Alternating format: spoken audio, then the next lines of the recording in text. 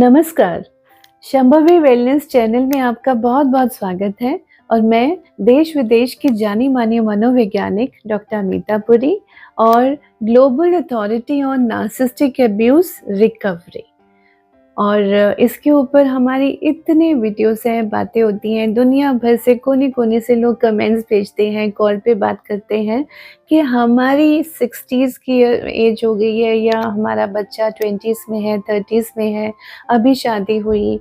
मैंने भी सफ़र किया, मेरी मम्मी ने भी सफ़र किया, बहुत फ़िज़िकल अब्यूज़ झेला।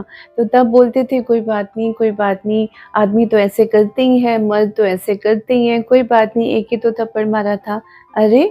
तो आज लड़कियाँ बोलती हैं 20s में, 30s में जो लड़कियाँ हैं, स्पेशली हम उसकी ज़ीज़ की बात करेंगे, जेन ज़ीज़ तो नहीं सुनेंगे, क्यों सुने?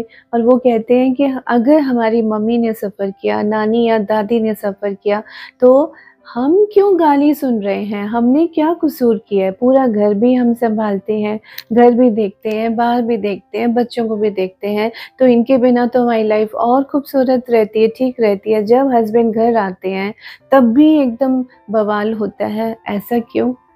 हम तो नहीं झेल सकते, अब तो मेरी हो गई, मेरा तो बोलो राम हो गया।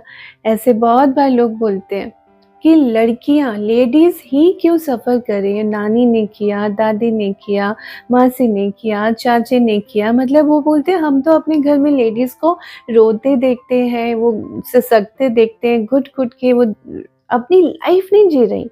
वो बिल्कुल आराम से खुल के हँस रहे होंगे, हम लोग सब अपना घर में बातें कर रहे होंगे, सडनली बेल बजेगी, पता लगा कि फादर आ रहे हैं या मामा आ रहे हैं, चाचा आ रहे हैं या दादा घर पे आ रहे हैं, तो घर में एकदम मातम का एटमॉस्फेयर। अगर उनका मूड ठीक है, यानी जो पुरुष घर पे आए हैं, उनका अगर मूड ठीक है और वो हँसते हुए आए हैं, तो घर का माहौल बिल्कुल बदल जाता है, सब खुशनुमा रहते हैं।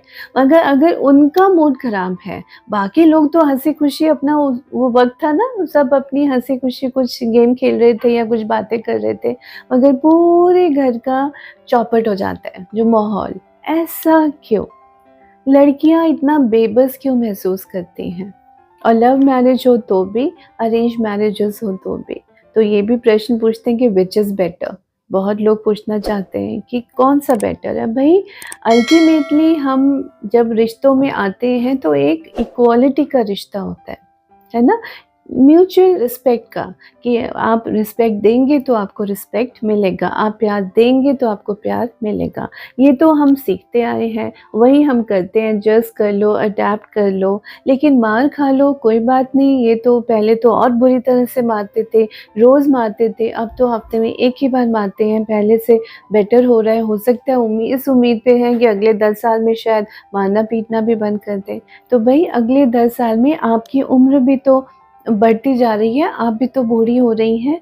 बहुत ladies they are doing so well, मतलब वो अर्न बहुत अच्छा कर रही हैं, बहुत पढ़े-लिखे हैं, डॉक्टर्स भी हैं, एमबीए भी किया हुआ है, इंजीनियर्स भी हैं, आईटी प्रोफ़ेशनल भी हैं, या तो उन्हें जॉब नहीं करने दिया जाता कि पूरा कंट्रोल घर पे कि तुम अपना ये करो, और फिर माइक्रो मैनेजमेंट, ये यहाँ क्यों रखा है, उसको वैसे क्यों किया है, इसको अभी तुमको मैंने चुटकी बजाए तुमको आना ही पड़ेगा। तुमने क्यों नहीं उसी वक़्त आई जब मैंने चुटकी बजाई या आवाज़ लगाई? देर क्यों कर दी तुमने आने में? बस उतनी देर में पूरा का पूरा कांड हो जाता है। तो लड़कियाँ, लेडीज़, फिर उनकी मदर्स, वो देख रही हैं मेरा बच्चा सफ़र कर रहा है, मैं भी चुप रही, मैं भी सहती रही। मैंने अपनी मदर को नहीं बताया कि शायद वो बड़ा घर था, बड़ी ज़िम्मेदारियाँ थीं। तो मेरी माँ को मैं बताती, वो तो खुद ही ज़िम्मेदारियों से घिरी हुई थी। यानी history keeps on repeating itself. कब ये पैटर्न ब्रेक होगा? और फाइनेंशियल कंट्रोल नहीं है, जो लड़कियां जॉब भी करती हैं, बहुत लोग हमें देश विदेश से, डिफरेंट कंट्रीज़ में भी हमारे जो एनआरआईज़ हैं, वो तो और ज़्यादा सफ़र करते हैं कई मायनों में, कि वो अकेले पड़ जाते हैं। यहाँ तो फिर भी उनके पास अपने जैसे रिलेटिव्स हैं और लोग हैं, उनसे हम भाषी हैं कि बात तो कर लेते हैं। वहाँ तो टोटली अकेले और एनोनिमिटी में और ज़्यादा एक्सप्लॉयटेशन होता है। तो ladies are still struggling, ladies are still suffering in silence. और उसके कारण उनके बच्चों में भी फिर वही स्ट्रेस, वही ट्रॉमा बढ़ता जा रहा है, क्योंकि फाइनेंशियल कंट्रोल नहीं है। और हर बार जतलाया जाता है कि देखो तुम्हारे लिए मैं इतनी मेहनत कर रहा हूँ, मैं बाहर से काम करके आता हूँ, तो तुमको तो ये घर का इतना सही काम करना होता है, दिन भर तुम करती क्या हो। एक हाउसवाइफ से पूछा जाए कि दिन भर वो करती क्या है, तो वो क्या जवाब देगी? वो तो दिन भर उसी ही घर में रही थी, उसी ही चारदीवारी में। लेकिन वो चारदीवारी को, उस मकान को एक घर बनाने में जो लेडी की एफर्ट और एनर्जी लगती है, वो दिखती भी नहीं है, एक्नॉलेज भी नहीं होती, और पनिशमेंट अलग मिलती रहती है, गालियाँ अलग मिलती रहती हैं, उनको भी, उनके परिवार वालों को भी, और ये सुनना उनकी नियति बन जाता है। तो ये नॉर्मल तो नहीं है जब ऐसा होता है। तो obviously narcissistic personality disorder patterns होंगे ना उस पार्टनर में जो ऐसे कर रहा है। और बहुत बहुत बहुत ज़्यादा ये चीज़ें रैम्पेंट हैं, अब it is there in the society. We can't just keep our eyes closed and say कि no no no, society is progressing, girls are being educated, girls are working and they're doing so well, earning so well. Girls are working and earning so well. Girls हैं, कर रही हैं, मगर control नहीं है उनके पास। उनके हर हिसाब का छोटा छोटा भी कहाँ खर्च किया, क्यों किया, कितने पे, वो सब का रखा जाता है। दुनिया वालों के लिए वो जो उनके पति होंगे या फैमिली मेंबर्स होंगे, वो इतना ज़्यादा काइंड होंगे, दूसरों पे जेनरॉसिटी दिखा रहे होंगे, पैसा लुटा रहे होंगे, लेकिन घर पे बच्चों को भी थोड़ा-सा भी कुछ नॉर्मल स्टफ़ है, बोलते हैं हम पिज़्ज़ा ऑर्डर नहीं कर सकते अपनी पसंद का जब हम चाहते हैं। पापा का मन होगा तो हाँ, कभी भी कर देंगे, लेकिन वो मन होगा 6 महीने में, साल में, और वो भी इस तरह कि मैं तो राजा हूँ, देखो तुम्हारे लिए पिज़्ज़ा ऑर्डर किया। तो वो भी कहते इस तरह दिया जाता है कि जैसे कुत्ते के सामने रोटी। तो बोलते मन नहीं करता, फिर भी लेना पड़ता है, खाना पड़ता है उनके सामने, निगलना पड़ता है, और फिर कहना पड़ता है हाँ पापा थैंक यू थैंक यू।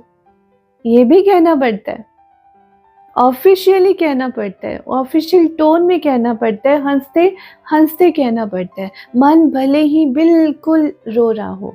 और ये बच्चे adult children, traumatised adult children who may be doing so well outside, वो ये बातें शेयर करते हैं, क्योंकि उनके ट्रॉमास इतने बचपन के होते हैं, वो उनकी आगे वाली ज़िंदगी को ख़राब कर रहे होते हैं, उनके आगे के रिलेशनशिप्स को, पर्सनल भी प्रोफेशनल रिलेशनशिप्स को ख़राब कर रहे होते हैं।